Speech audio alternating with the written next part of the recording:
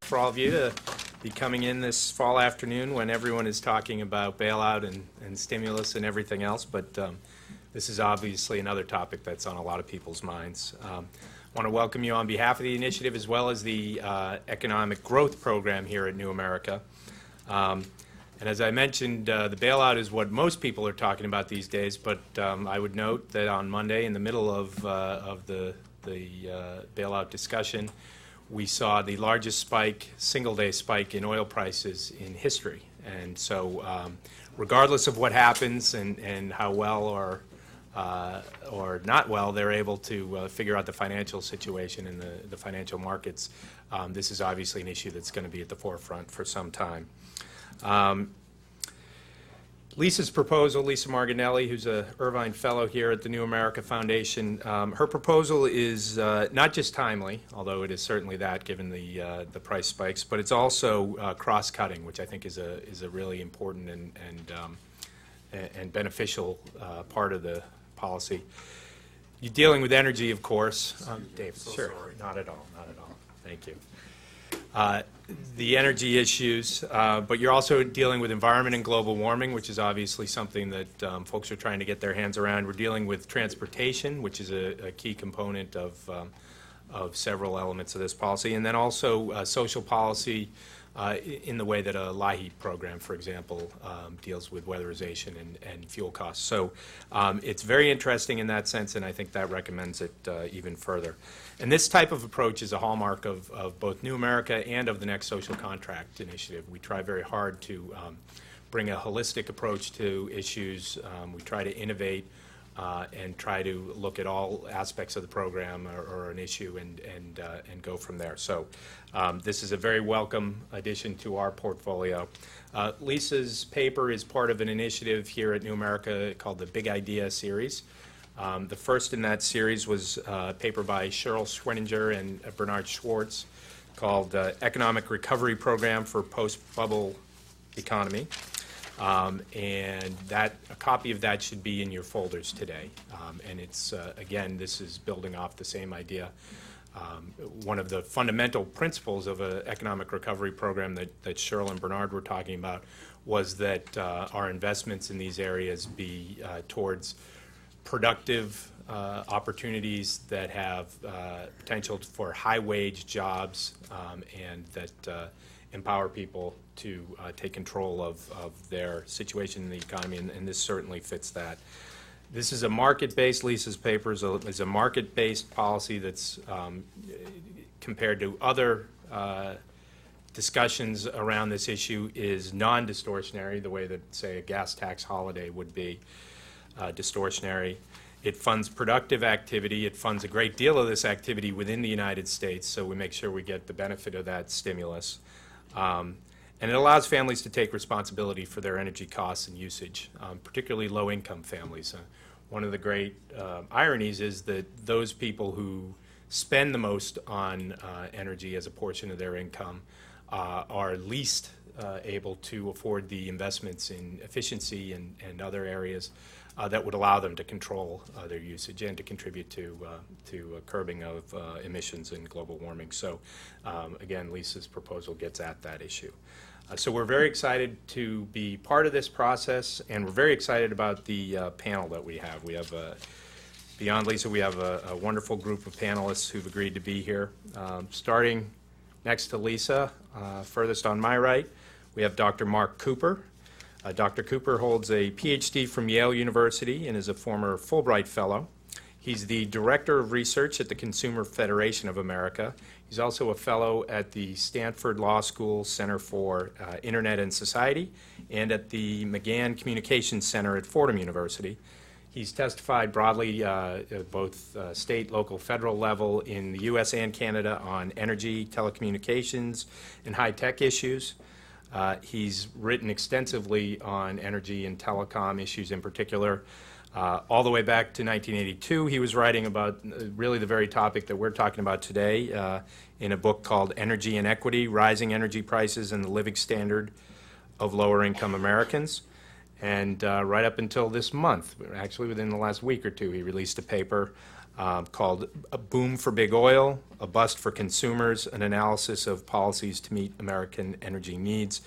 The central or a central thesis of which is that we can get 50 times more savings in the use of oil from efficiency and other mechanisms than we can from offshore drilling. So that's obviously very timely. Next to Mark is Therese Langer. She is the Transportation Program Director for the American Council for an Energy Efficient Economy. She's worked to improve the efficiency of both vehicles and transportation systems for the movement of passengers and freights. That includes work on integrating transportation into greenhouse gas reduction programs, multimodal goods movement infrastructure work. She was previously with the Rutgers University Environmental Law Clinic, where she was working to make transportation systems in the greater New York metropolitan area more sustainable, which is quite a challenge, I would imagine. She holds a PhD in mathematics from UC Berkeley, and we're very glad to have Therese here. And closest to me is David Manning. David is the senior Executive Vice President, reporting to the Chairman with responsibilities for public affairs, government relations, internal and external communications, community development and altruism, corporate brand strategy, and most importantly, for our purposes, environmental policy and operations. David's had a very interesting background.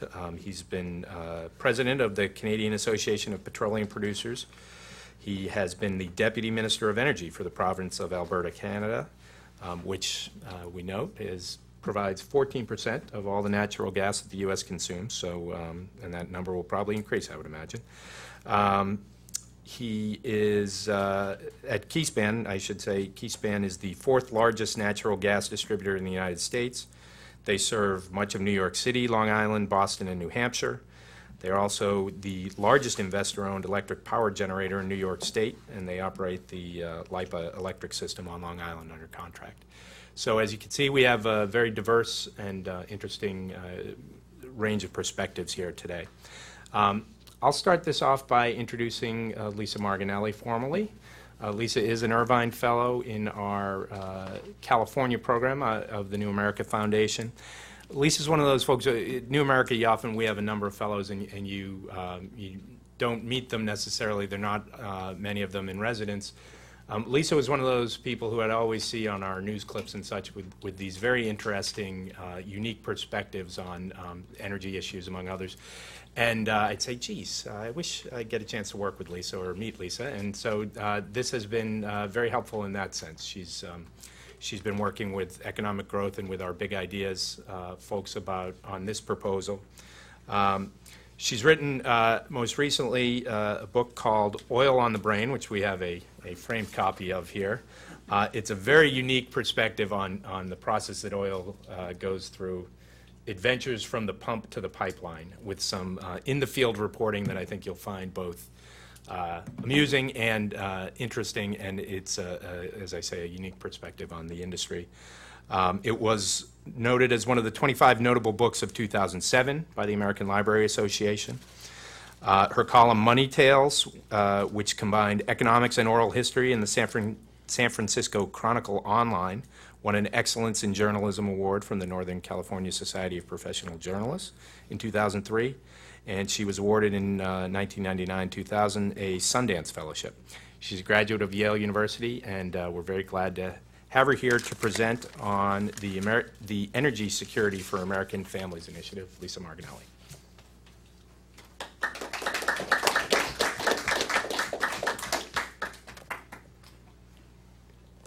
Thank you. The name of this proposal is Energy Security for American Families, and that comes from basically kind of a conviction that you can't really talk about economic security for American families, especially those of making, say, $75,000 a year or less, without talking about that their economic security really has an intimate connection to energy security, to energy prices, to environmental security, and also to the overall economic health of the country. This proposal comes out of the realization that high energy prices are particularly threatening to American families making say 75 or 60 of moderate income, $75,000 or $60,000 a year. And in order to fully understand the impact of those energy prices, you have to look in combination at the impact of gasoline prices, rising utility rates, which were kind of held in check over the last couple of years and had then begun to really advance over the past year or two, and also fuel oil in the Northeast. And in a larger sense, to give you a larger sense of what the underlying thought about the proposal is that helping American families control the amount of energy that they use and the amount of money that they spend on energy is not only very doable, and it's been done in the past, it's also fairly affordable for the Treasury. It saves them significant amounts of money, and because of that, it stimulates the economy both as an investment and with the kind of ongoing reward that the families get from using less energy. Along the way, it also reduces pollution and greenhouse gases, and in a political way, it's compelling because it gives Americans a way of fighting this so-called oil addiction. When energy prices are high, people want to be able to have a response, and right now they feel really squeezed. They feel like they can't do anything. They have to commute to work, have to get to work, have to drive the old car, and they don't really have any response. And the idea is to sort of give people something that they can do that makes sense for the economy as a whole. So I'll talk just briefly about this, this sort of the current energy crisis. Gas prices have tripled in the last 6 years. On a macro level, this has had a huge impact. The U.S. now spends $1.5 billion a day on buying gasoline. 5 years ago, we spent $800 billion less. So every day, there's sort of this $800 billion check that just kind of whoosh, just goes away. It doesn't do, money spent on energy is not particularly productive in the economy, and it doesn't stay here, as you can figure out. That money also comes out of families' pockets, particularly in the moderate income. In 2006, the average American family was spending about 4% of their income on gasoline. That's the last year for the complete numbers. Working families making $15,000 to $40,000 a year were spending about 9%. Now they're spending 14 or 15% of their income on their cars and their commute, and that's basically gasoline. When you add in utilities, it gets kind of amazing. Some families making around $50,000 a year in Massachusetts will spend 40% of their income on gasoline, utilities, and heating oil this winter. It's really hard to imagine how they're going to do that. One of the things, families that make less money don't have the same commitment to commutes that families within this income area have. People who are struggling to stay at jobs have to commute, and they don't really have a choice about their commutes. They don't necessarily have a choice about where they live versus where they work. They don't have a choice about their car. They're living basically paycheck to paycheck, and they're not able to make the kind of changes that people at the lower end of the income, you know, maybe below 15 or 20,000, may be able to say, okay, I'm not going to work, or I'm going to do something closer to home if they're working a very part-time job. People, obviously, at the upper end of the scale can say, okay, we're putting in a new furnace this year, and we're buying a Prius. But people in this middle area actually don't have that sort of wiggle room. They used to use credit to do this, and with the credit crunch, these people are not able to refinance cars. They're not able to use the equity in their homes to finance a different car. And at the same time, something has happened in the used auto market that is particularly cruel, in that the least efficient cars have become the cheapest cars, and the most efficient cars have become the most expensive. So a moderate income family, say 6 or 7 years ago, would have bought a 10-year-old car that would have been one of the most efficient cars that we ever sold in the U.S., say some sort of Honda Civic or something like that, from sort of the golden heyday of the CAFE standards. And now what they're likely to be able to afford is something like an SUV, just because those SUVs have become very cheap on the used car market. Conventional fixes to the problem of how these families are squeezed involve giving them some money. One is the gas tax holiday, and the other one is kind of a $1,000 economic stimulus payment. The problem with these payments is that they don't really address how much energy these families use. They don't address the fact that they're between a rock and a hard place in terms of the amount of energy they use and their overall income. It also doesn't really it doesn't allow them to invest in a more efficient way of using energy or cutting down the amount of energy that they use. Most of these stimulus payments and a gas tax holiday end up just going straight into energy payments or maybe credit card payments. In some ways, these kinds of payments, because they subvert market forces, they send the wrong message that people don't need to invest in efficiency. They may actually make the situation worse. They may make people more dependent upon energy. The other longer-term response since the 1970s has been the LIHEAP program, which offers emergency funds for utilities and heating oil. It's been chronically underfunded. And without the weatherization program that was a component of it, it doesn't really help families reduce their energy use. So what I think we should do, really, is to make it easy, cheap, and preferable for American families who make $75,000 a year or less to invest in energy efficiency and reduce their energy consumption. It's investing in reducing this energy use is, in my opinion, a hammer that hits 4 nails. It's one thing that does 4 things. First of all, you save the family's money. A rural family that switches from a pickup truck that gets 17 miles per gallon to something like a Chevy Cobalt that gets 30 will save $2,500 a year, every year. That money gets invested in our economy. Here's the second nail. Money spent on energy is pretty much a dead end, but investing the money into cars and homes keeps the money here. It creates jobs here. And the $2,500 savings, or whatever savings people gather, acts like a yearly stimulus investment. Thirdly, it reduces pollution and greenhouse gases. And fourthly, it gives these American families a way to respond to the high gas prices by reducing demand.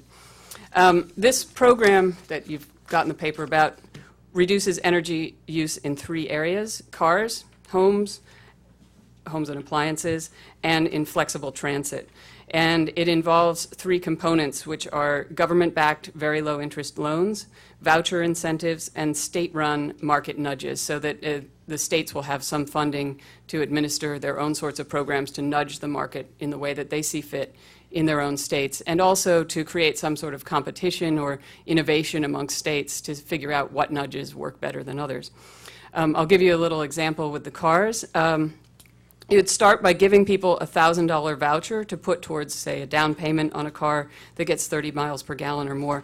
There are some limits to this, the usability of these vouchers. There's the income level of the people receiving them. The second thing is that it would need to be a car that's not being sold at more than Blue Book value. It would need to not be refinancing some sort of old loan. There would need to be some limits on this, obviously. But basically, it starts with a voucher that allows people to go make a down payment. And it also gives people access to very low interest loans. I'm thinking less than 5%, less than the prime rate, to buy that car. Over the years, we could bump this up to encourage more efficient cars in the mainstream, but 30 miles per gallon seems like a good cutoff point. And then you'd have state-run programs such as crusher credits or incentives to dealers to make those sales happen, and that's up to the individual states. To give you a sense of what might be possible, if we could increase the scrappage rate on pickup trucks and minivans and SUVs at the lower end of the scale, and bump that from bump it up to about 8 million pickup trucks a year, or pickup trucks and the rest of these cars, traded in for something like a Cobalt, we'd be saving about 4.4 billion gallons of gas a year and cycling at $3.50 a gallon, about $15 billion back into the economy. With homes, we could do something very similar. You can give people a voucher to put towards weatherization or appliance upgrades. That would only be applicable to things like Energy Star appliances and kind of approved home weatherization packages. Things like a refrigerator, upgrading a refrigerator from something from the 80s to a current model can save families a tremendous amount of money. Programmable thermostats are a couple $100s a year. And simple insulation and leakage packages can all have a significant impact on energy spending. Programs in California and New York save families about, that have been relatively long running, save families an average of $1,000 in California and $600 in New York. So we know that these programs have a track record. You can also add in a low interest loan component to add to home refinancing, an energy efficient mortgage sort of idea. Or simply do sort of approved retrofits on the houses. And there would also be a state component. Ideally, states would work with utilities to create demand-side management programs so that the utilities were offering advice and expertise to homeowners about how to reduce their energy bills, and then also offering some kind of incentives. For example, if you manage to reduce your energy bill by 20%, we'll kick in another 10% to actually bring your bill down, because it's an effective way of kind of putting more power on the grid for the electrical utilities. California has found that every dollar spent on energy efficiency yields 2 to the economy. So this is a good way to sort of focus our money. The third area that uses a lot of energy in the U.S. that could be cut is commuting. One of the things, about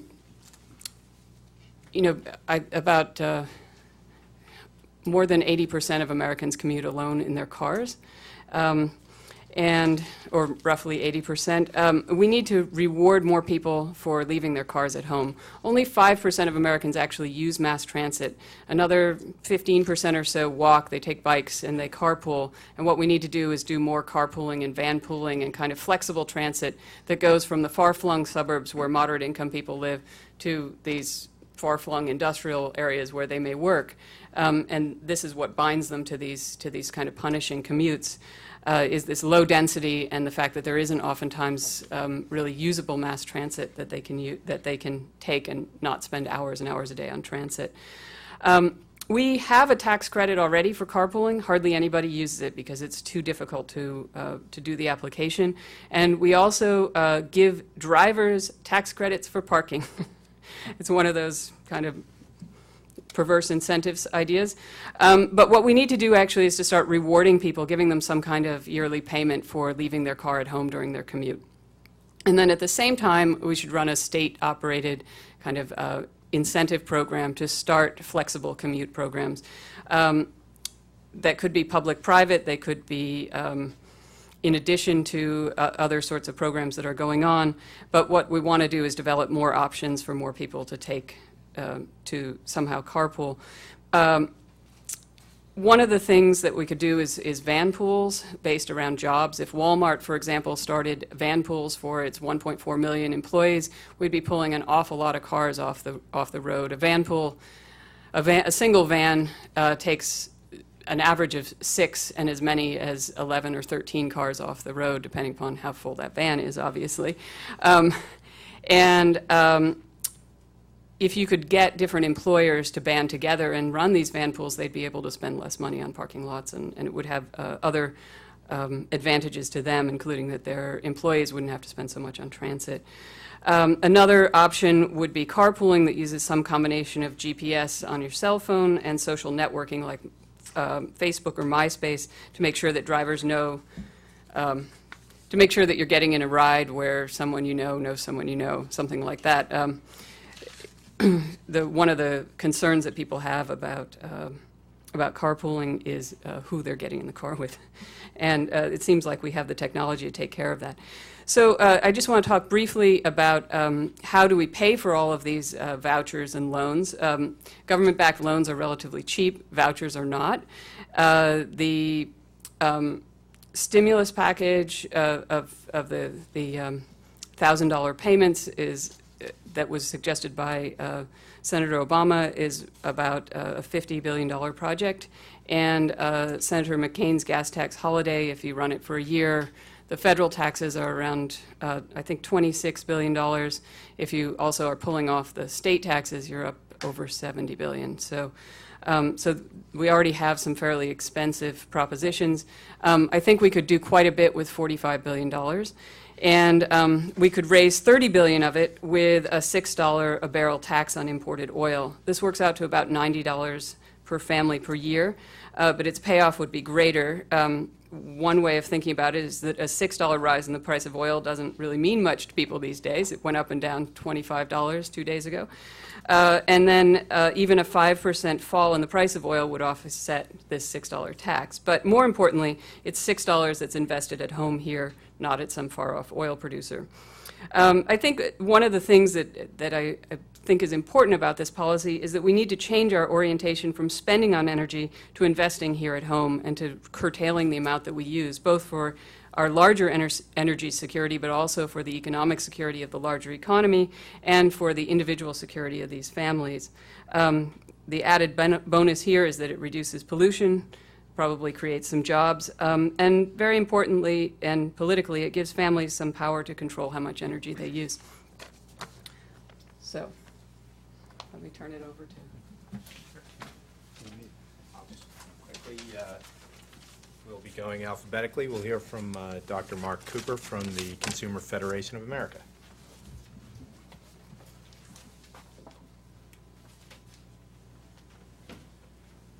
Okay.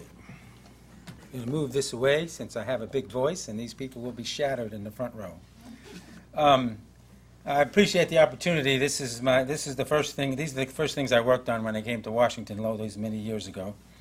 Frankly, the policies I worked on back then, if we had implemented them in 1980 and 1981, we'd be in a lot better shape today than we are. And I get along, I told you so, by hanging around for almost 30 years.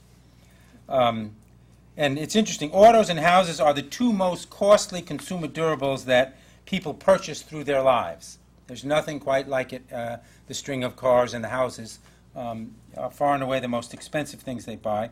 They are also the most important energy-consuming durables that people own.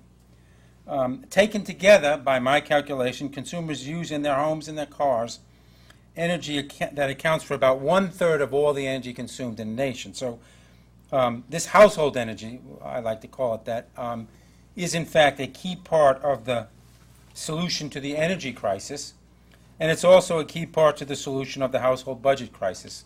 Today, people spend almost as much on household energy as they do on groceries and medical care. That was not true 5 years ago. This has become a humongous household concern.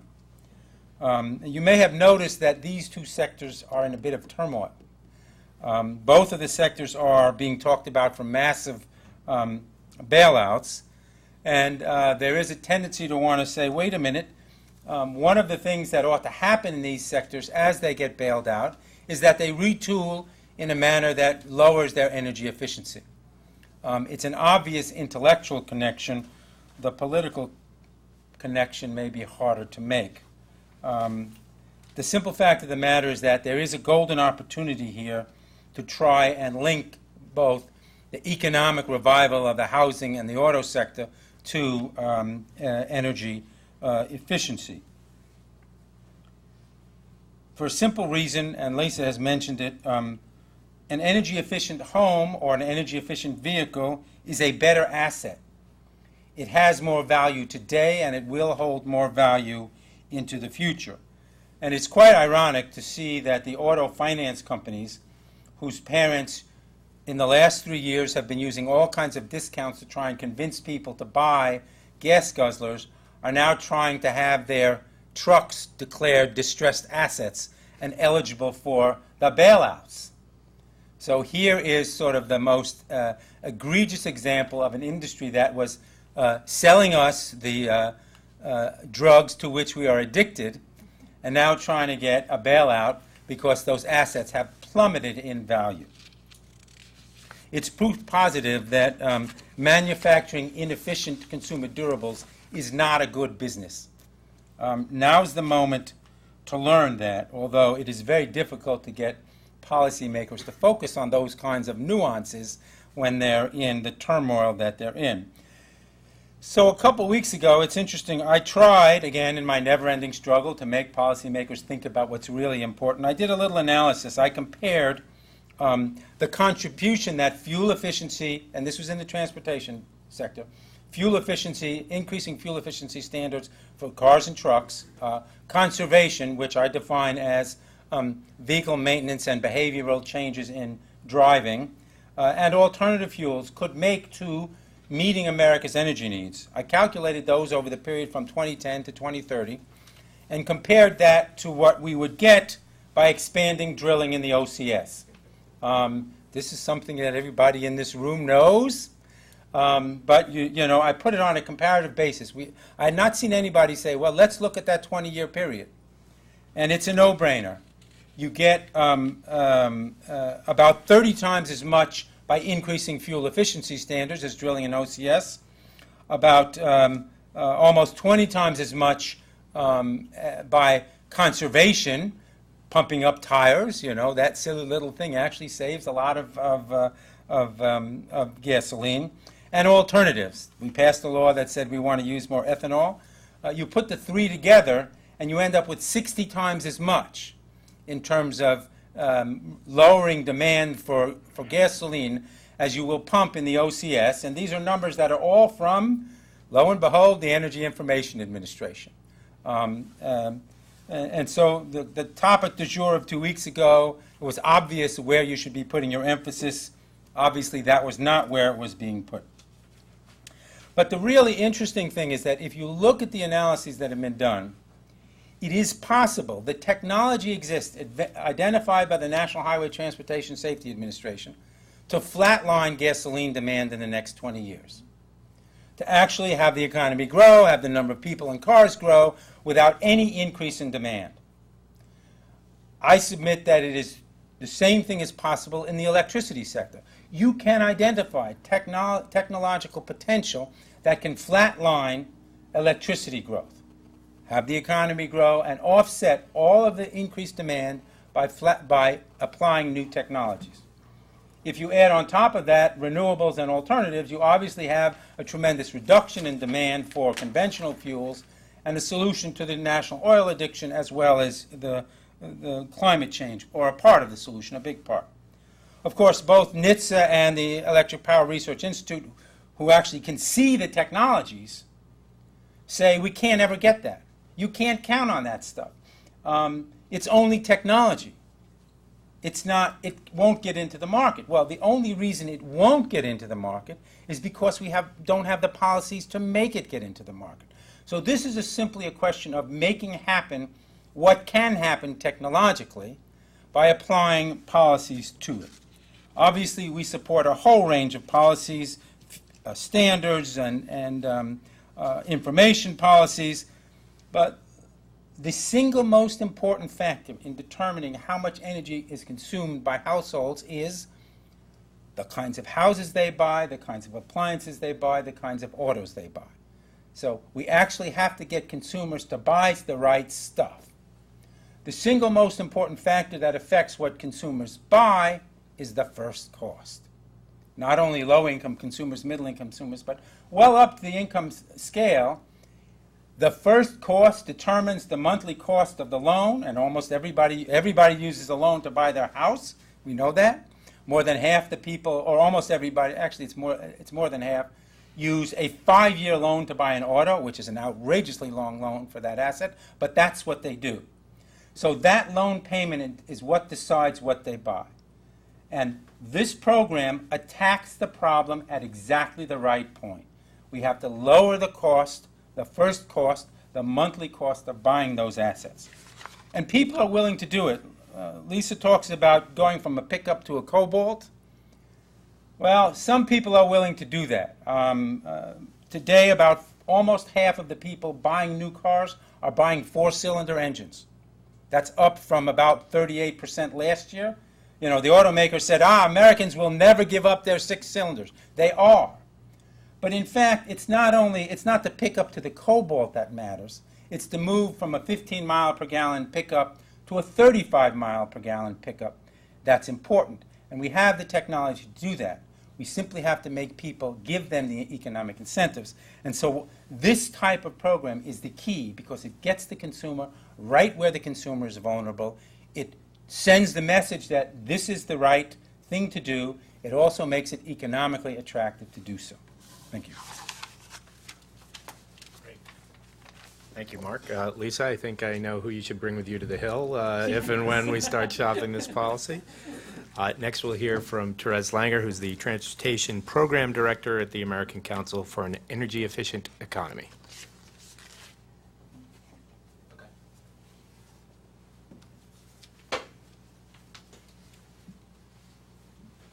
Thanks, Frank, and thanks, Lisa, for the opportunity to comment on this proposal, which I like very much. But I do want to start off by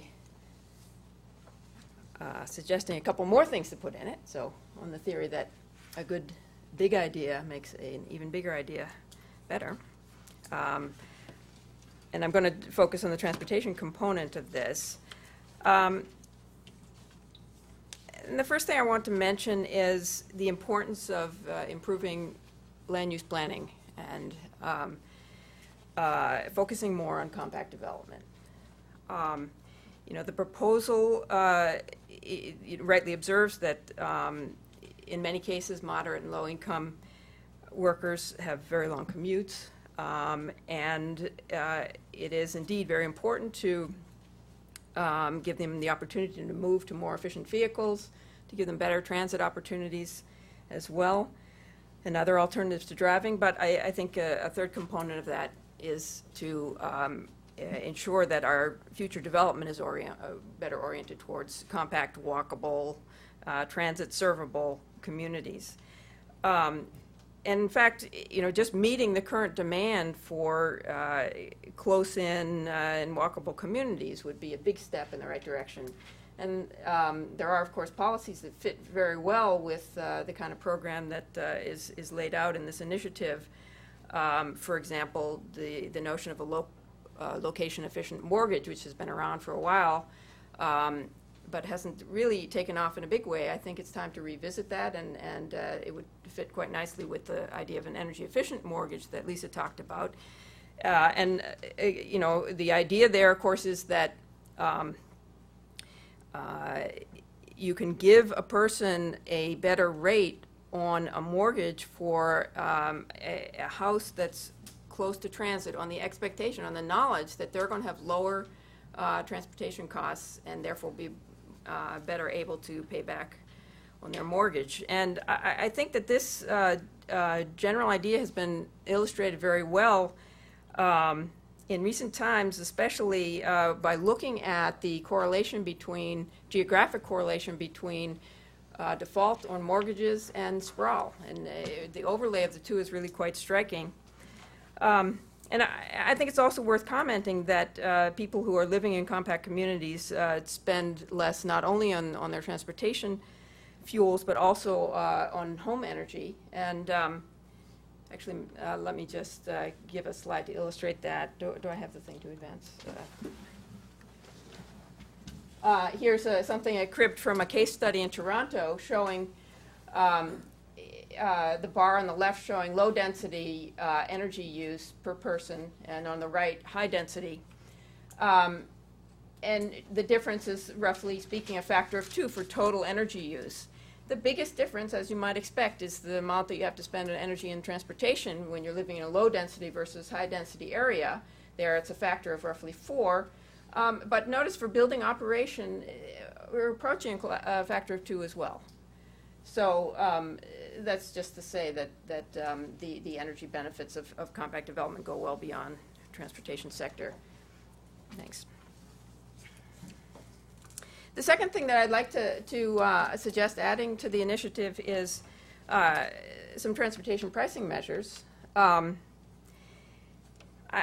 guess I would just limit myself to saying here that it's often commented that transportation pricing measures can be regressive, and of course they can be, and they need to be carefully designed to avoid that. But they can provide huge benefits for low-income families, and I would say, first of all, that that can be an extremely important source of revenue for alternatives to driving, transit and so forth.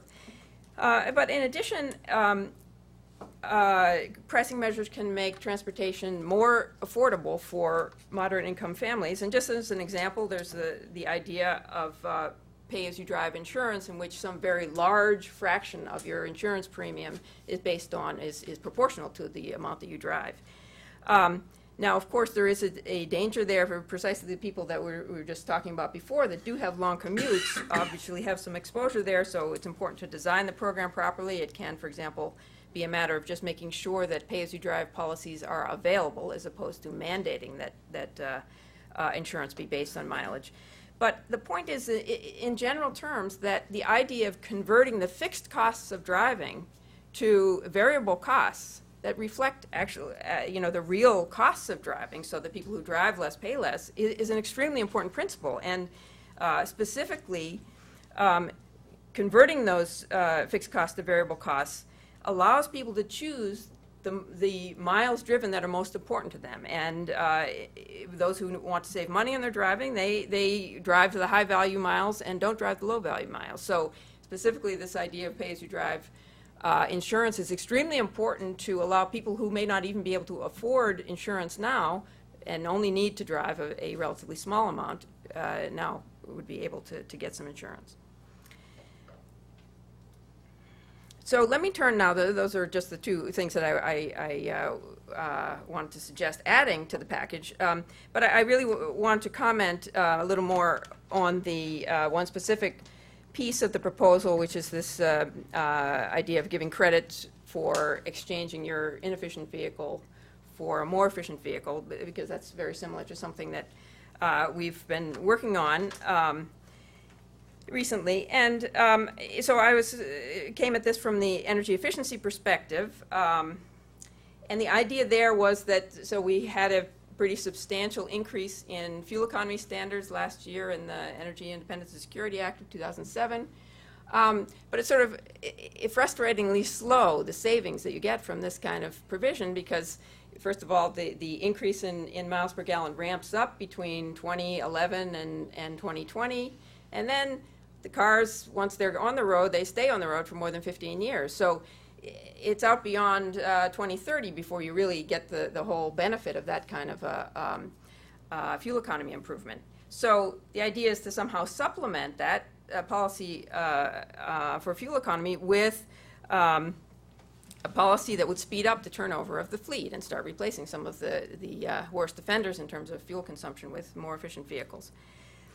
And then as an ancillary benefit of that, if every vehicle that you take off is replaced by a very efficient vehicle, then you, of course, provide incentives for the production of high-efficiency vehicles, ensure that the manufacturers put more of their resources into making those vehicles. And so we had a sort of a specific idea, which again is in broad terms quite similar to Lisa's idea, but I just want to give some quantitative picture of the proposal that we've been working on. And it would offer vouchers of up to $4,500 for people to first crush a vehicle that gets less than 15 miles per gallon, and secondly, purchase a vehicle that gets, it's a high-efficiency vehicle. It would be, the efficient vehicle they purchase would have to achieve a fuel economy that increases as the years go by and is somehow pegged to these new fuel economy standards. Maybe I just give a quick indication of what that looks like in terms of results, best we can tell.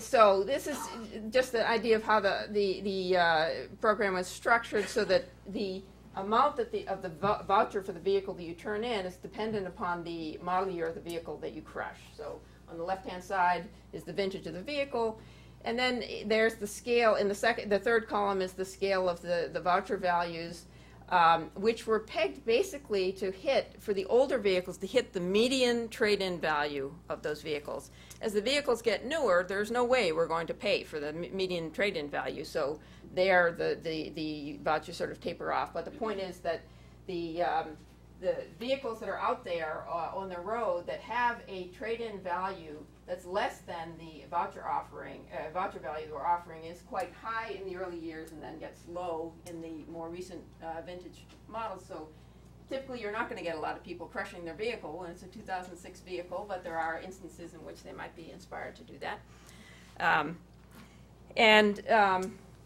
Then, of course, you can't see this, but this is just to give an idea of, from this, with that kind of scheme, what we would expect as a result. And the bottom line here is a program that would cost about $2 billion a year, and the average amount that you're paying for a vehicle is just under $2,000. The number of vehicles that we would expect on an annual basis is a little bit under 1 million. So it's less ambitious than Lisa's program. It costs less. It saves less. Her program is aimed at hitting a few times that many vehicles. But anyway, this is our attempt to quantify the benefits of this program and the costs. But I have to say that there's a major wild card here, which is you have to make a guess as to how many people who are offered this deal will take you up on it. And that's kind of an interesting and difficult problem. And this is a guess, as I say. And I guess I would also like to say that, you know, as a general proposition, I'm of course appalled by the idea that there are many vehicles out there that get 12 miles per gallon plying the roads every day. That level of consumption is unacceptable. At the same time, the notion that you would crush one of these vehicles also seems like a very wasteful thing. So from an energy perspective, you know, I had to think through that a bit. But the important fact that we often get calls about is that, you know, the amount of energy that goes into producing a vehicle is typically less than 15% of the life cycle energy use of that vehicle. And so that works out into saying that if you replace the vehicle, let's say a 15 mile per gallon vehicle, with a vehicle that uses half as much fuel, so a 30 mile per gallon vehicle, then you break even from an energy perspective. You offset this, the energy consumed in producing another vehicle within a couple of years, no more than 3 years. So even from a pure energy perspective, this is a reasonable thing to do. The economic perspective is a little more complicated, but I think Lisa's point about this is really the most important one, that from a broad perspective of the economy, this is the kind of policy is all to the good. You know, you provide a significant amount of relief to moderate income households. You can stimulate the production of efficient vehicles, and you know, the overall price tag is really quite modest in the scheme of things. And I guess I would just finish up by saying that the policy that, as we conceived it, as I say, was designed first and foremost to save energy. And when you try to combine it with this idea of maximizing relief to moderate income households, it does make for some changes in the structure of the program. For us, that meant more of an emphasis on used vehicles than on new. It's sort of an obvious thing that to reach this population we're talking about, you can't be just focusing on new vehicles. And I think perhaps the most important thing for me was Lisa's proposal for a loan program, which I think is a great idea, and I just want to think some more about how we might integrate that into our proposal. And let me just end by showing an automotive news cover, which says it all. So this is actually a composite of a couple of automotive news, but this is the article that I wanted to put up here. But so #1 sale killer is credit, not fuel prices, to underscore the importance of this loan program. But while I'm at it, a couple of other good things, like House of Cards used truck falls, just documenting the dramatic drop in the resale values of the gas guzzlers. And then I couldn't resist. This picture actually did appear beside the House of Cards article. It's showing the mean grill of the Cadillac, and somehow the irony is lost in automotive news. Thank you. It's a great punchline. Yes. Thank you, Therese. It strikes me you may get more take-up on the crusher credit if, particularly among men, if you actually allowed them to do the crushing. I think they're just a thought, and I don't know how you write that into policy, but Come to the mall and crush it. yeah, exactly. And finally, we'll hear from David Manning. David's the Vice President of U.S. External Affairs at National Grid, and very glad to have him. And do you have my slides? Yes, they're right there. They're queued up right after Therese's, so. All right, great. Let's take away the book. Yep, there you go. All right, thank you.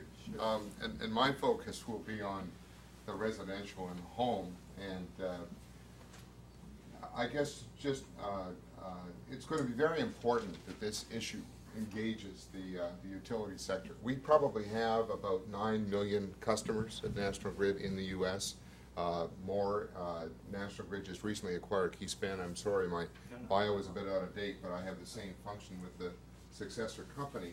So, and we operate throughout the Northeast. We're basically New York to New Hampshire.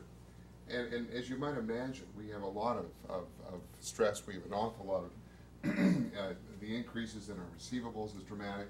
We have an awful lot of families who are struggling. We have great programs to help them. We have psychologists on staff.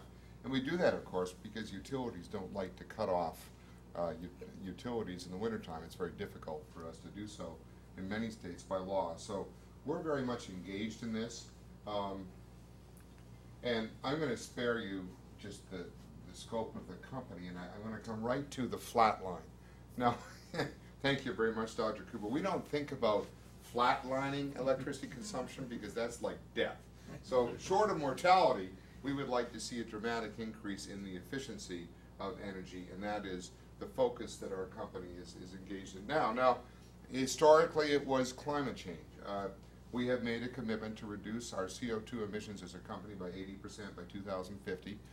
We're 37% of the way there now by Kyoto baseline standards, so we're doing well. We're looking at innovative approaches such as carbon budgets, where incentive compensation for my level, your executive compensation, will be tied to your carbon budget. So if the carbon is not going down within your business unit, that will directly impact the bottom line. No one's done that yet. We're just designing that program. So the goal, of course, is to stop this horrible trajectory, which is the increase in electricity consumption, which we all know. We talk about it in every presentation. We all know about it. We all know that there's many more opportunities to use energy. And unfortunately, a number of utilities will maintain that that's inevitable. And I'm here to tell you it's not inevitable. Now, the second issue, of course, that's driving this is the price of oil, price of energy. We don't use much oil. We're one of the largest, we're probably the second largest utility in the U.S. now after National Grid bought us. And we're very focused on natural gas. We use a lot of natural gas in the Northeast. There's very little coal use in our territory. So we're relatively clean, but we're heavily dependent on carbon fuels. This dramatic drop to $97 in the price of oil is unprecedented, as you know, because it swung right back up again. And so this is not a number that any of us can control, and that's what's putting the urgency, I think, into Lisa's thesis. So what you should also know is if the federal government elects this week to go out and print another $1 trillion to tidy up Wall Street, that's going to put tremendous pressure on the American dollar. And that pressure on the American dollar has a very direct impact on the price of oil, because that's one of the components of your oil price, although I'm sitting here with a whole panel of PhDs, so I'm getting more tentative in my presentation. So I'm not terribly optimistic about this number, and I think that makes the urgency of this discussion all that much greater. This is a remarkable number. This is what's happened in natural gas. In the spring, the price of natural gas was $13 or $14 when no one's using natural gas. We went through 4 horrific storms. There's a 5th one forming now as we speak. 2 of those storms drove right through the production region, and there's over 5 ESAF of gas which is shut in today. But we were still injecting into storage because guess what? There was no heat this summer. For those of you that live in Washington, I apologize, it's a relative term, but we only had 1 day over 95 degrees in New York. And that's where this price comes from. There was not a lot of gas used. But this volatility is another great component of why we need to do what we do, because what we have found is that the pressure on families is not just what they're spending, but it's the volatility in what they're spending, because they can't plan, they cannot budget. And of course, there's a compendium of all the different heating fuels. I'm deeply concerned about what's going to happen this winter, and I think it's going to be a factor. There's going to be a number of factors, but a little additional instability in the Middle East, perhaps some volatility around the election, and those numbers can move. That's why we did this. This is the McKinsey study on energy efficiency. We partnered with Shell, with Honeywell, with NRDC, with Environmental Defense, and this was just brought out last November, and this was to silence the critics that said you can't get there with energy efficiency. So this is the McKinsey curve, and this basically says there's things we can do now, such as residential electronics, high efficiency appliances, lighting, LED lighting. Those things have an immediate payout. If you put those things into your home today, they'll pay for themselves almost immediately. If you want to talk about air conditioning efficiency, the payout is much longer. So this put on a scale a whole array of technological responses to demonstrate that there's a whole bunch of stuff below the line that we should be doing right now. Residential water heaters, for instance, instant heat. The difficulty is that all of these toys are fully accessible to me, and I just put in my tankless water heater. I finally was able to get gas into my community. What people don't realize is that the build out of natural gas is still happening, and you can't get the high efficiency technologies in many cases unless you have gas. But now, when I'm away for 2 weeks, I don't have 75 gallons of water sitting there at 104 degrees. It's inherently logical to me. Now, what we're doing, of course, is we are driving a lot of energy efficiency into programs. We brag about that, as of course we should, because we've developed some of the best in the country. National Grid US has got a 20-year history. We've saved a ton of money. It's all here in the slides. But I'll let you in on a big secret. It's within the rate base. So the good news is we've been able to do it. But what's really happening is we're spreading the cost of those programs across those 9 million customers. So the cost to each individual customer is very small, and you're able to provide incentives for homeowners to $750 for a high efficiency furnace or boiler. You can take out an old oil boiler that's probably 20, 30 years old, put in a new high efficiency furnace that runs anywhere from 92 to 96% efficient, and guess what? Your emissions, your CO2 emissions go down 40%. And NOx and SOx go down as well. So we're now finally marketing our product as an environmental benefit, and guess what? We've already moved on now that the energy efficiency and the price is just as important. But if you go onto our website, you'll meet Flo, and Flo is a polar bear, and Flo has now become the face of our company. Then you'll be asked a bunch of questions, and if some of the crusher candidates, if you tap in that you have bought that Cadillac or you have an Escalade, then Flo's house gets very small and he gets very angry. And if you put in that you have a Prius, his house gets bigger and Flo's very happy to see you. And we designed it mostly for schools, but the take-up is terrific. And of course, in our service territory, we're running these as commercials, which we think are helpful to raise awareness.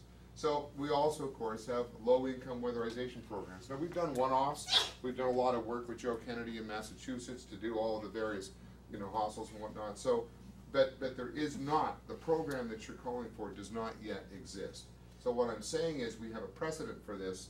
We have programs throughout our service territory for incentives and assistance. Part of the difficulty is you want the utilities to be on side because we have got the relationship with the customer. We've got the marketing dollars. We've got the budget to do this stuff. So that, of course, brings us to the new regulatory contract, which we call decoupling. And we've applied for decoupling throughout our territory. Not that many utilities have. We have to get there. It's a state issue for the most part, but what you have to do is break the connection between how much energy we move and how much we earn. Because up until now, 2 years ago, in the old Keyspan world, our big thing that year was outdoor kitchens. Our big sales pitch was, I was the chief environmental officer. I was going nuts. One of the guys was very proud of the fact that he had 9 different burner tips in his home because he put in outdoor lighting, he put in a pool heater.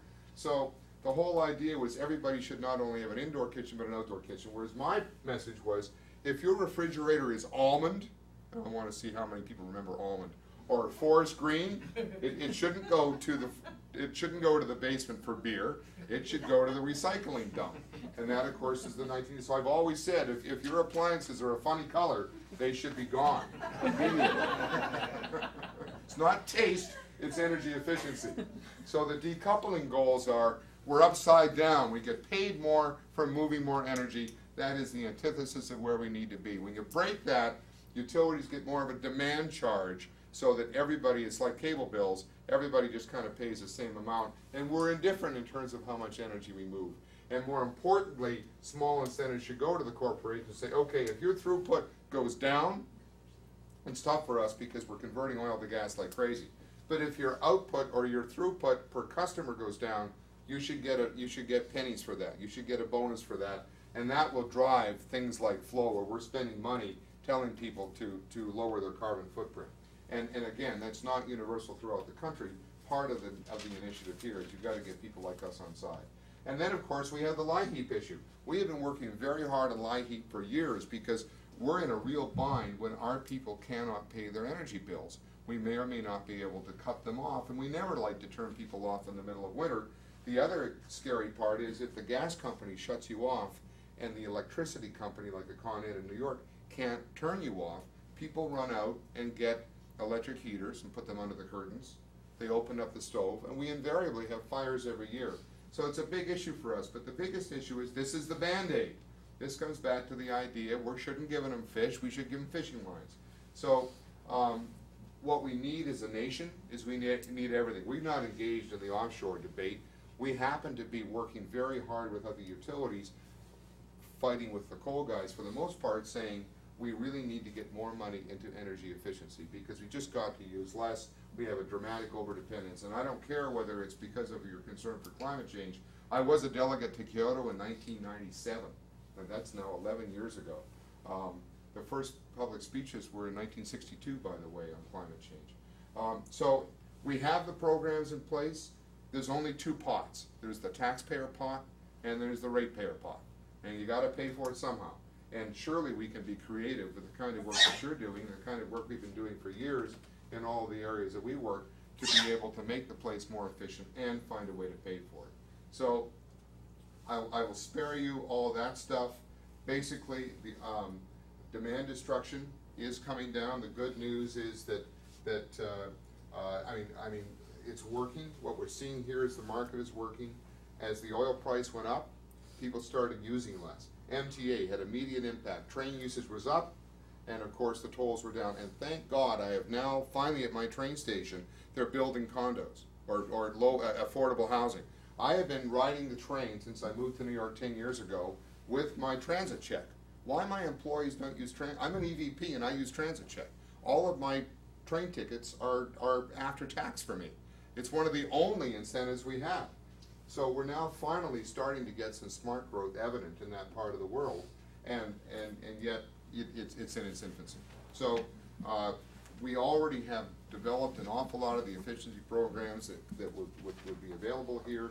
We have to find a way to pay for them. It's a lousy week to be having a conversation about paying for things, but if we don't get there, we're all in trouble. Thanks very much. Thank you, David, and thank you to all of our panelists. That was extremely enlightening, and I think will be the beginning of a very good discussion we'll have. Before we get into Q&A, I wanted to mention, first of all, that this event is streaming live, which is a first for Next Social Contract, I believe, since I've been here at least.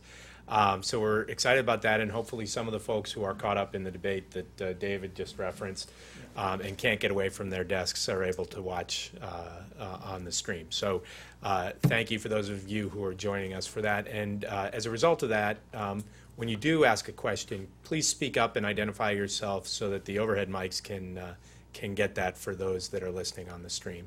I guess I'll start and ask you to, both of you, the three of you, veterans of, the four of you, there, great. Veterans of a number of years in the in this movement from whatever perspective, government, utility side, from the consumer advocate side, and from the public policy kind of think tank side. And particularly, Mark, when I look back and saw that you'd written basically the book that would a book that would be a foundation for this type of proposal 26 years ago now, is most likely a result of the energy crisis that we were experiencing in the late 70s and certainly bled over into the 80s. What is different now? What can be different now? Why should we be optimistic that even something as innovative as what Lisa's been talking about, can actually become reality today, when we've known in different senses of the need for these programs in the past? Well, you said, why should we be optimistic? I'm not sure that's the way I would phrase the question. It may be, why should we be pessimistic? But there's a fundamental thing, and the LIHEAP program is a good example. I hate to admit it, but I was there at the beginning. And it's fascinating. If you look at LIHEAP, and its funding has not kept up, but then again, nothing has kept up with energy prices. What happened was, in the response to the Iranian price spike, the notion that there would be a low-income energy assistance program became part of the American psyche. It became an inviolate part of American energy policy. We had to work on it, but it really did. It just was agreed that there was an inequity here that was unacceptable. Until recently, I like to do the fascinating thing of drilling in ANWR, although ANWR is not on the table. And if you think about the notion that if you do a public opinion poll, 60+%, at least until the last few months, would say we should not drill in the Alaska National Wildlife Refuge. 99.9% of the people who are saying we shouldn't drill there will never see the place. It has nothing to do with their economic, social, or personal existence. It became part of their psyche. It became part of their role as belief as inhabitants of the planet, citizens of the country, whatever you want. So from my point of view, the key here is the psychological barrier that we have to cross is, and that's the opportunity that's here, because everyone knows that we've got to end our oil addiction. And our public opinion polls are that number of Mideast imports we've been asking now for 3 years, and the number is almost 80%. Almost as many people say we have to end Mideast imports as say we have to lower prices. Global warming doesn't fare quite as well. But the key point is that, and that's what's so distressing about the drilling debate, because the public until the last few months had really started to get its head around the right thing to do. And it became politically expedient to try and drive the wrong thing to do. But to me, that's the potential optimism, is that the public is at a place where if we design really good programs, and this combines both the equity aspect and the efficiency aspect, we could in fact embed this in people's psyches so that it becomes inviolate. To me, that's the hope. If I can just pick up and just support Dr. Cooper on that, I really do believe that we have, and this is a struggle since we've been on the climate change issue for so many years and have felt so optimistic. We are shifting our concern now, our messages around security, energy security, and overdependence on imported fuels and overdependence on carbon fuels. And I think that really is why I am optimistic. I'm very optimistic at this point. I also think that what's happening is that our friends on the Hill are hearing school budgets are under tremendous stress. Teacher salaries have not gone up significantly. It's about the energy bills. So Steve Israel called us in and said, what can we do for the schools? And I said, let's do a survey. And the survey was, if you've been superintendent for 25 years, have you ever been to the boiler room? Have you noticed anybody going by with large crates? And I'll bet you haven't. So your boiler is probably 40 years old. And what's your transportation fleet? So we've been able to find some corporate dollars to help a couple of schools to make this more evident. So I think the pressure is coming for schools, it's coming for working families, And they're getting those calls because people are not comfortable paying these kind of prices and also realizing that this price is supporting countries which are less friendly to the U.S. And I really do think it's focused on the international spin. I don't think it's focused nearly as much on big oil as it is to our longer-term security, and it's a window that we should capture. I mean, the sensitivity towards Russia, the sensitivity towards Venezuela, I think this is an opportunity to move in to we've got to reduce our consumption of energy.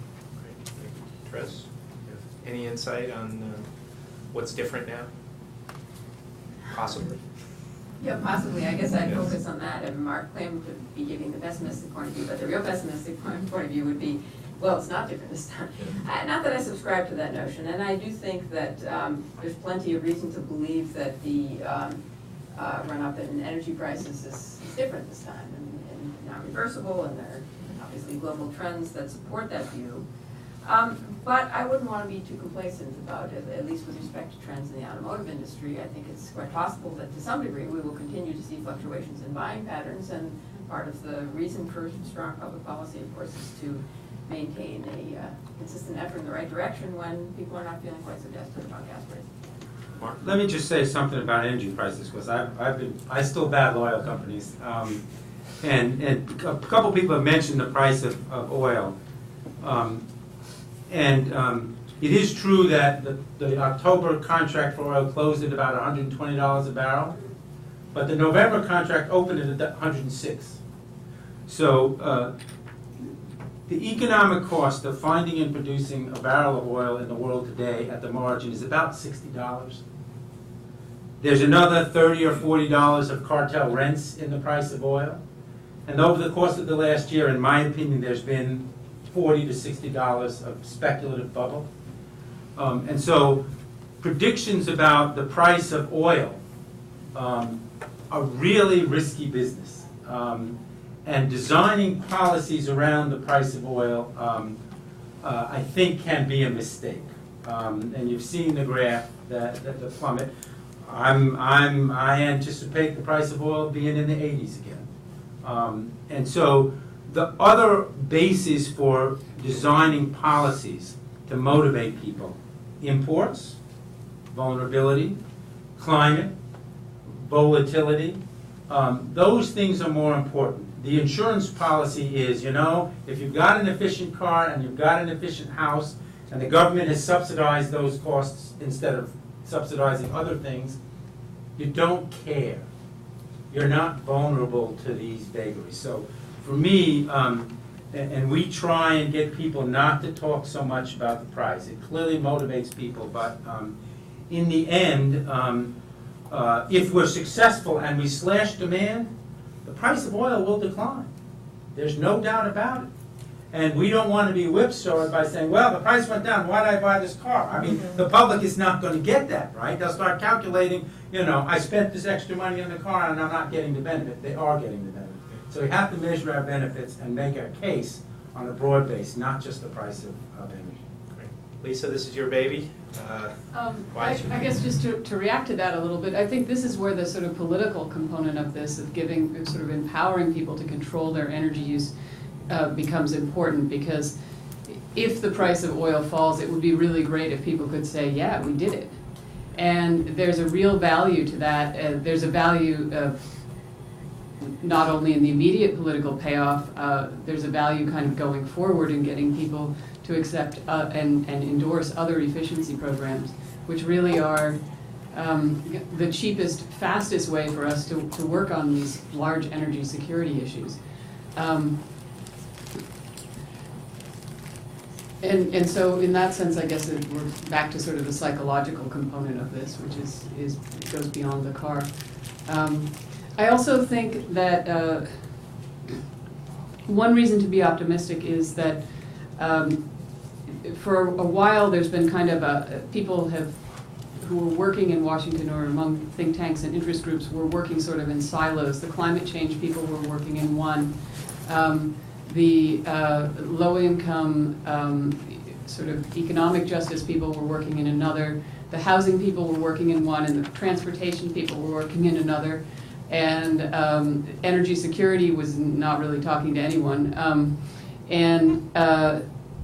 When you pull all of these together, there's this sort of moment where people are saying, holy cow, $1 trillion for banking and bailout of Detroit. There's this sort of moment where people are starting to talk to each other, and I think that's that's cause for optimism, that the different groups are coming together and seeing kind of common interests. Great. Well, we have time for questions. Again, please speak up so they can catch you on the stream. Phil? Phil Lyman, New American Foundation. I'm one of those guys that's really into crushing trucks. I've been really crazy to listen to this thing. And I just wondered, first of all, to Dr. Langer, in your calculation, are you counting the scrap value of the truck, which I assume is actually going up since people are tearing down copper wires and stuff like that? Scrap metal is very high these days. Well, I can only say about that, we're very much aware of that, and it is, in rough terms, getting close to $1,000. The only respect in which that's figured into the calculation is that the number of people who are willing to accept the bargain being offered here, I think, especially among the lower cars, is significantly boosted by that number. How many people will actually be taking advantage of that by taking their vehicle directly to the salvage folks as opposed to those who go through a dealer? That's an unknown, but it certainly plays into the Well, success of the just as a follow-up, I think you both connected the policy prescription to going out and buying another car, right? I'm just wondering if that's really necessary. What if we just paid a premium to anybody who scrapped a car, right? I might, under those terms, go out and buy your car so I could scrap it, right, and make more money, just like people go around and pick up copper out of unused buildings. So, I mean, you could just have a national program that subsidizes the scrap value of cars. Here I wanted to make a distinction between this program and the programs that have been set up in some states to deal with high polluting cars in terms of conventional pollutants. And the important factor there is that cars are getting cleaner.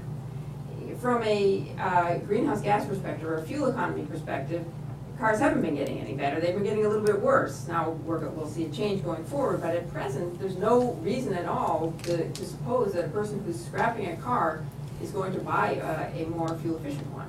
Maybe right now, if they happen to be worried about their fuel bills, then you can hope that they will naturally go out to buy a more efficient car. But if you don't make the purchase of an efficient vehicle a requirement for getting the voucher, you have no insurance at all. They're actually going to reduce energy consumption in the transaction.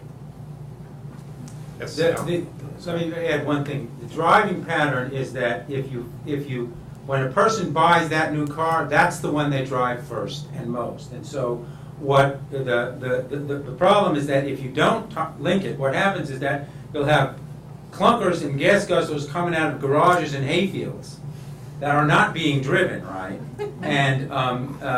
And what you really want is fine, and I can't control that, right? They're going to haul it into the station, whether it's run to the reclamation point. But if I make them buy that new car, that's the one they're going to drive, and they're going to shift their mileage from the least efficient car on their driveway that they're currently driving to the most efficient car. And actually, we have good evidence in the last year people have actually been doing that. The CBO did a wonderful study of a social experiment of changes in driving pattern. And so, for instance, this question of mass transit. So California counts cars like nobody on the planet, right, since it's the center of car culture. And they literally found that on highways that was paralleled by Caltrans, for every one fewer car that was on the road, there was one additional passenger on Caltrans. It was a perfect one-to-one relationship. So the key in this buyback is not only to find those guzzlers, because we don't know how much they're being driven, but once a person puts a new car in the driveway, that's what they're going to drive most, and that's where you get the savings. And if I could just add that is also why we put in the mass or the flexible transit option, because if people want to give up their car, they should be able to give up their car and then get some sort of compensation. You don't want to create a situation where you're just giving people, anybody who wants one a new car, sort of suggesting that they can just drive around. What you want to do is create some sort of equivalent compensation for taking a car off the road. David, did you want to? I just two comments. Number one, with the hope would be that people will become more and more aware of resale value, that people don't knowing to go out and buy a rapidly depreciating asset. So my hope would be that I loved your punchline, that maybe automotive news will be the last ones to figure it out. But I think that should be part of the communication campaign, that the market is responding and that people are avoiding. Because I also wonder if it's generational. You know, I mean, you know, my kids, they're zip car people. You know, they had cars in school, and they don't want cars. And they all know where the nearest zip car lot is, and they get to drive a Mini one day and something else fun the next day. And they love it, and it works out. You pay an hourly rate. So I think that kind of a market for this next generation. One of the most popular restaurateurs in New York always drove to work in a Mercedes 500. 5 daughters, and now he's driving a Prius. He loved his Mercedes, but his kids just got to him and said, "This is embarrassing." And now he's admitted that he has to drive a Prius, and he had to get rid of the Mercedes. He said it doesn't go very fast, but it seems to work. On that note, I just want to add my sort of punchline to this, which is that, you know, the notion of paying people to buy cars sounds kind of extreme to us and giving people low-interest loans, but we have to think about what we did about the Prius. We basically gave people more than $3,000 in a tax rebate for buying a Prius. Those were people who made $100,000 or more. The early buyers of the Priuses had very high incomes, and they frankly didn't drive that much. And we gave them big kickbacks and rewards for doing that. And this is more aimed at the 30 miles per gallon kind of, you know, Joe and Jane six-pack having their own version of the Prius. We intended to give those to Detroit, but the guys in Detroit didn't figure out they needed to build those kind of cars. Let's be clear. The Prius was just standing there and got the benefit. Alex, do you have a question? Yeah, Ellen Seidman from New America. First of all, I was really pleased to see the low-interest loan and upfront thing on the housing, because the capital cost, and David, you were starting to say this, the capital cost of doing those things is well beyond what an awful lot of the people who Lisa's talking about can afford. But Teresa, I was wondering if you could talk a little bit more about incentives on the land use issue, because the location-efficient mortgage has had some promise over the years, although to some extent it's been used to buy bigger houses in town. But it strikes me that we need public policy incentives that relate much more to how governments are going to encourage developers to site and to reuse land to get dense development. And could I add one little addition to that? That's a state and local issue for the most part. That's one of the great struggles, is that we've been fighting this war in local governments. Well, okay, so this is a whole nother topic, you know, focusing the location efficient mortgage was really specifically a matter of, you know, trying to fit into the program, the initiative as Lisa's laid it out. But you know, I think you're quite right, and both comments are right on target, that there are other places to work on in terms of the, you know, the policy opportunities here. And I think a huge opportunity right now is to first convey to people who are working on climate policy just how significant this will be going forward, how important land use decisions will be over the next 50 years in terms of meeting climate targets. And of course, one of the main challenges is exactly that it's not the federal government that makes those decisions. But nonetheless, you know, to the extent that the climate policy is focused at the federal level, and not that it has been so far, it's been really the states taking the lead, but as we move into this new season of climate policy at the federal level, I think that it's very important for the federal government to start thinking about incentives for the locals to redo their zoning policies, and make the investments in the kind of innovative transit service that Lisa's talking about. So I do think there are huge opportunities on various fronts. I'm a particular fan of the idea of location-efficient mortgages, but that's not to say that that's really the extent of what should be done here. I think we need to distinguish two situations: retrofits and new builds. Okay, we've got this 50-year suburb building phenomenon, and if you look at most suburbs, for instance, so retrofit, what do? Well, one thing is sidewalks, right? We don't have any sidewalks, so people can't walk to stores. And second, of course, is this question of zoning. You know, I would like to have people look at neighborhoods and think, wait, where could I put a commercial zone in that neighborhood that people could walk to? Instead of, because where most people live in America, I like to say, it's illegal to walk to the grocery store.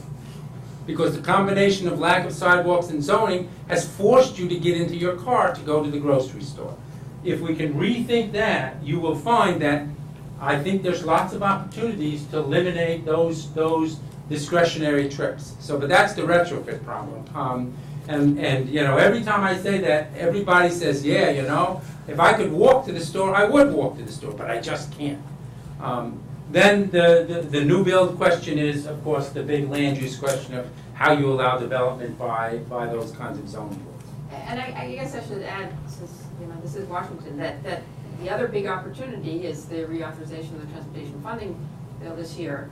And the trick here is of course to integrate the oil security and the climate needs with the transportation bill, which is a huge sum of money, but is not properly influenced by the very considerations we're talking about now.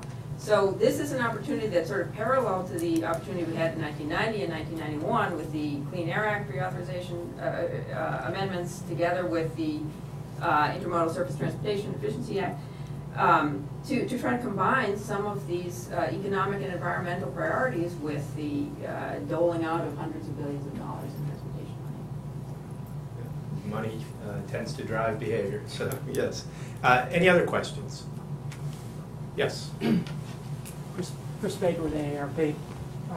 I'm interested in the counterintuitive idea that utilities would have an incentive to produce less energy, and wondering about two options.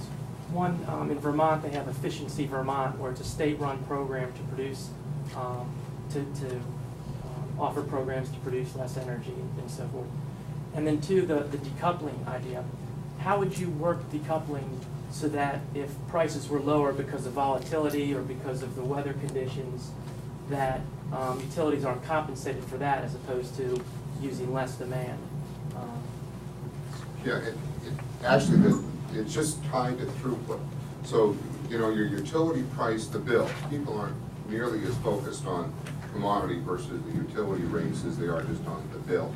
And the utility bill, the amount that utilities have been making has not gone up that much. And in fairness, I'm not being defensive here. The infrastructure, as you know, in America is pretty aging. And that's becoming a crisis point in the utility side, plus the fact that utilities have got to make the grid a lot smarter. The utility has got to be able to self-diagnose. Electricity power has to be able to run both ways. Those who want it and can afford it, we want to have smart meters so that if you know that electricity is costing you 25 cents at 6 o'clock, you may or may not run your washing machine at 6 o'clock, or you may not cook, you may have salad. So all of those consumer decisions that are driven by dollars do tend to work. So it's not so much a utility rate issue as that utilities will get paid on a per unit basis. So every molecule of gas going through our system pays us a penny. So we, of course, want to see more gas go through. So in that decoupling, it's not the commodity chart that's going up and down, it's strictly volume of energy that goes through. So if the price of gas goes up $5, National Grid doesn't make a penny off that. We make our money right now just by how much is used. So there's two parts of the bill. There's the commodity price. We don't actually own the energy. We don't mark it up. Nobody understands that. But we are FedEx. We just deliver stuff. We do have some power lines, power plants still. So we operate those power plants, but for the most part, some utilities, some areas don't allow you to do both, because it's all regulated, your prices are set. But what I'm saying about decoupling is the utility doesn't make any money with the price of the commodity going up and down, even though the bill goes up and down. The utility goes into the Public Utility Commission in whatever state every couple of years, or maybe sometimes 10 or 15 years, and gets their price set. But the problem right now is most utilities get paid entirely by the volume going through. So if you break that connection, if you say, for every customer, you're gonna get $5. And if that customer has a 20,000 square foot home or an 800 square foot home, you're gonna get your $5 because you still just have a single pipe or single line going in. Then the utility has no incentive to encourage them and have marketing campaigns to put in an outdoor kitchen. But, and I'm serious on that. So then you go one step further and say the Utility Commission says, okay, you're gonna get your $5 regardless of how much energy is used, so now you're indifferent. But if you can provide that same home with 15% less energy at the end of the year, because you're gonna encourage them to do all the insulation and change out the windows and put in a high efficiency appliance, we're gonna give you $5.04. So for every efficient home, the utility's gonna make a little bit more. Utilities respond very well to that. And because utilities, the people who buy utility stock, it's retirees, it's pension funds, they don't make a ton of money by, it's not a volatile business. So those little returns, because we have 9 million customers, that's huge to us. So that's how you drive the utility behavior, and that will be reflected in their marketing campaigns immediately. The difficulty we have is that all of these materials have gone up, the insulating materials, the cost, the capital cost of making your home more efficient has gone up very significantly. So, well, a lot of our customers can afford to do this stuff. That's not who we really need to get to, as you pointed out. You need to get to those people who are least able to manage. And my fear for this winter is we have an awful lot of people in areas of Brooklyn, in areas of Queens, in areas of Long Island. Richie Neal was telling me that where he comes from in Western Massachusetts, the high school graduation rate is below 50%. So you don't realize that even in smaller town Massachusetts, they're facing a lot of the same urban struggles that the inner city is struggling with. And so those families that are in that situation are not in a position to go and insulate the attic. So what we like to do obviously is work with some of our suppliers and provide the materials at cost if there's a bit of a means test. So we're trying to position our customer base because we don't want to see anyone cut off. And at these energy prices, we will have a much higher delinquency rate than we did last year. And so number one, it's dealing with the cutoff problem that utilities don't want to do because we get into the newspapers when we do that. Number two, it's getting ourselves neutral so we have no incentive to sell more energy to any individual customer. So we can focus on the person who's still using oil heat with a 30-year-old boiler, and we can go in and go after that customer and increase our number of customers, but maybe even get compensated for selling to our existing customers less energy. That's where we are as a utility. But the majority of the utilities, it's a much simpler equation. You sell more energy, you make more money. It's not hard to understand. The majority of utilities have a very different view of this. They view this as a cash cow program, and we really do have to be careful about it. This is where the consumer movement and the environmental movement, which are really fast friends and close allies, need to have a good conversation. The simple fact of the matter is, if there is an incremental capital expenditure to achieving some energy efficiency, it ought to be rewarded at the same rate of return. Some utilities want to get paid 2 and 3 times for that dollar. It ought to be rewarded at the same rate of return. It ought to be incremental, and it ought to be verifiable. You should not get rewarded for a warm winter if consumption goes down. So we have to do that. The interesting thing is, if you think how we've run the fuel economy standards, we've run them with a stick, not a carrot.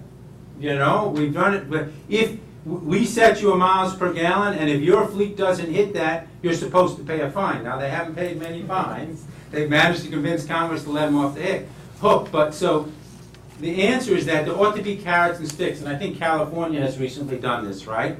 California is going to set a target which is going to require you to do certain things in order to meet that target of declining demand. And if you don't meet it, you're going to get fined. And of course, utilities hate to get fined just as much as they like to get excess profits. And so if you exceed the target, you're going to get rewarded. And so what we need to do, I think, is balance these programs out. So they're not just welfare programs for utilities who get paid for doing nothing. And there are lots of ways to do it, and people are starting to think about that. And just, I missed one quick point that you made, which was the warm winter. Right now, most rate cases have a weather normalization clause in them.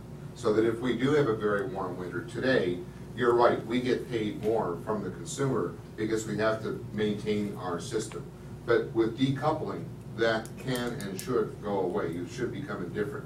The difficulty with decoupling is if you design it the wrong way, your lowest throughput customers can wind up paying more. And that's why it failed the last time.